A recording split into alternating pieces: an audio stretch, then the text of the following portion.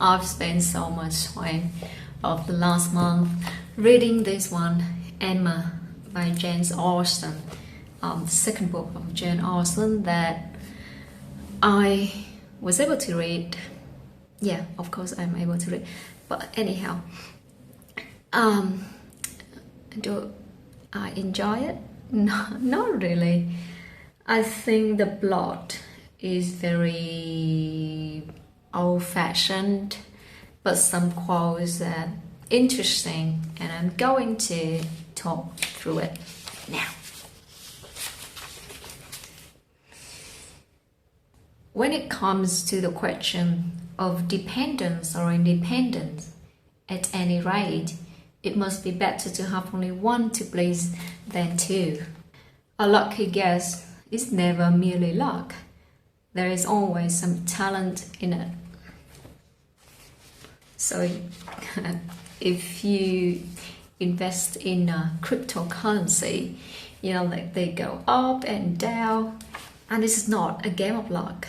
You gotta have some talent in reading the chart and predicting what is going to happen. Not merely luck.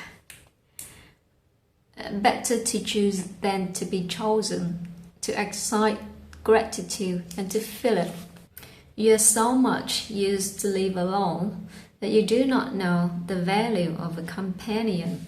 The man is almost too gallant to be in love, but that I suppose there may be 100 different ways of being in love. If a woman doubts as to whether she should accept a man or not, she certainly ought to refuse him. If she can hesitate as to yes, she ought to say no directly. It is not a state to be safely entered into with doubtful feelings, with half a heart. You must be the best judge of your own happiness. But I never have been in love. It is not my way or my nature, and I do not think I ever shall. A single woman of good fortune is always respectable, and maybe as sensible and pleasant as anybody else.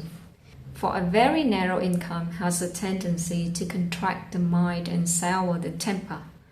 Those who can barely live, and who live perforce in a very small and generally very inferior society, may well be illiberal and cross. I do not perceive why I should be more in want of employment at 40 or 50 than 1 and 20. It is such a happiness when good people get together, and they always do. There is safety in reserve, but no attraction. One cannot love a reserved person. The sooner every party breaks up, the better. I'm afraid you will be sitting up by yourself instead of going to bed at your usual time, and the idea of that would entirely destroy my comfort.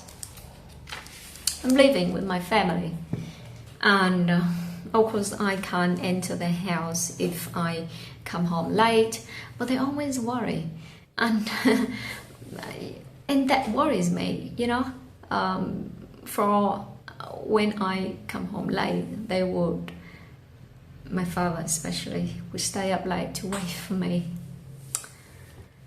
They're unnecessary.